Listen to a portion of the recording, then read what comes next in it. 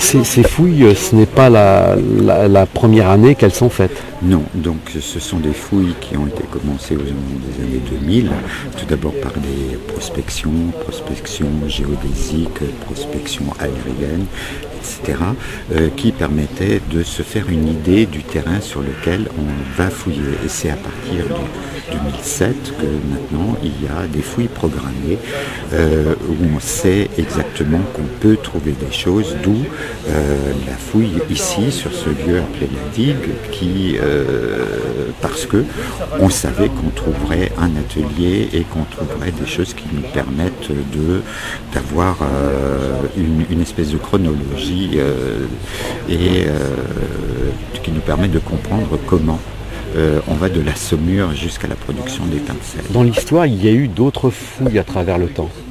Oui, il y a eu tout d'abord, il faut rendre hommage à Jean-Pierre Berthaud qui a travaillé ici dans les années 70 et avant lui il y a eu les Allemands, donc à l'époque où la Moselle était allemande, donc les fouilles sous la direction de Koen qui a travaillé ici et dont nous avons quelques objets au musée soit de Metz, soit au musée ici départemental du sel et auparavant au XVIIIe siècle, parce que vous êtes sur du briquetage, donc sur des restes de morceaux qui ressemblent un peu à de la terre cuite ou à des briques cassées, d'où le nom de briquetage.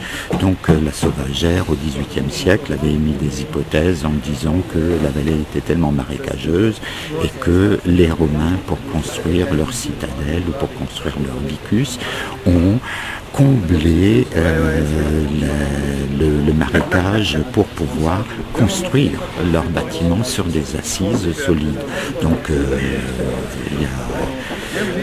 toutes ces hypothèses ou ces choses sont évidemment à l'heure actuelle complètement obsolètes et grâce justement au progrès de l'archéologie, grâce au progrès aussi de la recherche scientifique, grâce aussi aux méthodes comparatives que vous avez entre ce qui se fait ici, ce qui se fait en Allemagne, ce qui se fait en Chine. Donc ça nous permet de comprendre davantage le process de l'exploitation du sel de ce secteur. Alors on peut peut-être rappeler à quel moment était exploité justement ce sel sur la zone de Marsal. Alors, la période où on va le plus loin, les traces archéologiques les plus anciennes que l'on ait, c'est le 8e siècle avant Jésus-Christ. Ça a été exploité jusqu'au 19e siècle. Alors avec des périodes où on a des trous, des incertitudes. Donc sur la période celtique et gauloise, on sait qu'il y a eu une production ici, c'est-à-dire, mais en revanche, pour le moment, nous n'avons pas trouvé de fours qui sont des fours romains. Or, le terrain ici était colonisé par les Romains. Donc, qu'est-ce qui s'est passé et on a de nouveau des traces archéologiques et des traces historiques écrites sur le haut Moyen-Âge. Donc, il y a des périodes où on a des informations, des périodes où on n'a pas d'informations. On cherche aussi à savoir comment cette société celtique qui était ici était organisée. Est-ce qu'elle était organisée de façon pyramidale ou en râtelier? Qu'est-ce que c'était que ces gens qui travaillaient ici? On sait par exemple que des femmes travaillaient ici, que le travail des femmes était important dans cette organisation de l'exploitation du sel. Mais où était l'habitat? Est-ce que l'habitat était directement en liaison avec les ateliers de production? Donc ça, on peut y répondre plus ou moins directement en trouvant soit des morceaux de poterie qui sont des morceaux de poterie dits industriels et des morceaux de poterie qui sont des poteries alimentaires. Donc quel a été l'impact de cette production sur l'environnement, sur la déforestation? Donc il y a aussi, j'allais dire, une modélisation des problèmes du XXe siècle et des solutions qu'on pourrait apporter, parce que ce que nous avons ici se résume ou se termine par peut-être utiliser un mot qui est un peu fort, mais un désastre écologique, parce que cette vallée de la Seille qui est remontée, qui est marécageuse, etc., qui a été insalubre, à un point tel que Vauban n'était pas très chaud pour y installer une citadelle. Donc tout ceci sont les conséquences de l'exploitation du sel durant la période celtique et durant le Haut Moyen-Âge. Aujourd'hui, le grand public va pouvoir découvrir ces fouilles. Oui, donc ces fouilles sont ouvertes au public,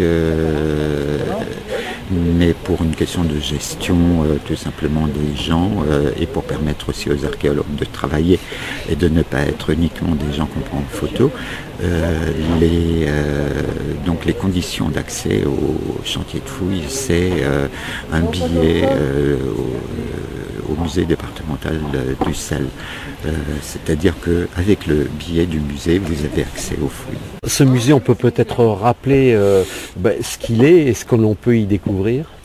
Alors c'est un musée qui est un musée assez spécifique, c'est un musée de l'histoire du sel dans la vallée de la Seille qui essaie de montrer tout d'abord pourquoi il y a du sel ici. C'est un musée qui montre aussi les différences géologiques, environnementales, la spécificité plutôt géologique et environnementale de cette vallée. C'est un musée qui essaie de réfléchir sur les relations entre le sel et le pouvoir, parce que sel et pouvoir sont intimement liés. Il suffit de parler de l'or blanc, il suffit de voir tous les impôts et les tergiversations sur la gabelle. Les uns enlèvent, d'autres rétablissent. Alors qu'à l'heure actuelle, c'est quelque chose de tout à fait anodin. À l'heure actuelle, si vous demandez aux gamins dans les écoles ou aux gamins des maternelles, le sel, c'est quelque chose qui n'a pas de valeur. Et auparavant, le sel permettait tout simplement d'éviter les famines. C'était une monnaie d'échange. C'était une monnaie d'échange, bien sûr. Puisque le troc existait, c'était une monnaie d'échange. Et puis surtout, c'était quelque chose, comme je disais, qui a le sel a le pouvoir. Parce que qui a le sel permet à une armée d'être indépendante. Qui a le sel permet, au lieu de faire du cabotage sur les mers, de longer les côtes, permet d'aller en pleine mer. Parce qu'avec le sel, vous pouvez conserver des aliments.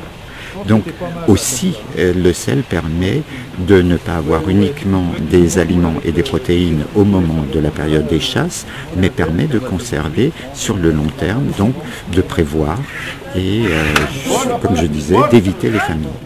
Alors on va revenir un petit peu, puisqu'il y a quelques mois on vous avait vu en ce qui concernait le musée Georges de la Tour, et en particulier cette fameuse toile. Alors où est-ce qu'on en est aujourd'hui ?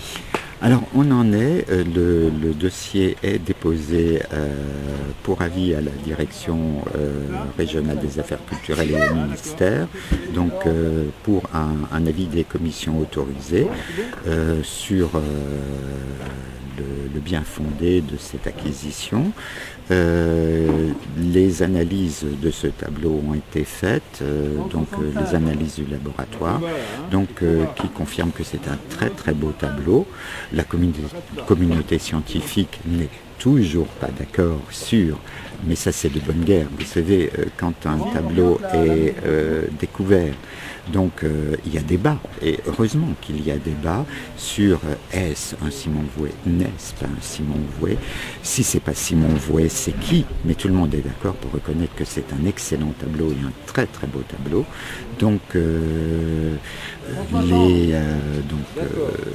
La communauté scientifique est agitée, je dirais, ça fait avancer aussi les choses d'une certaine manière.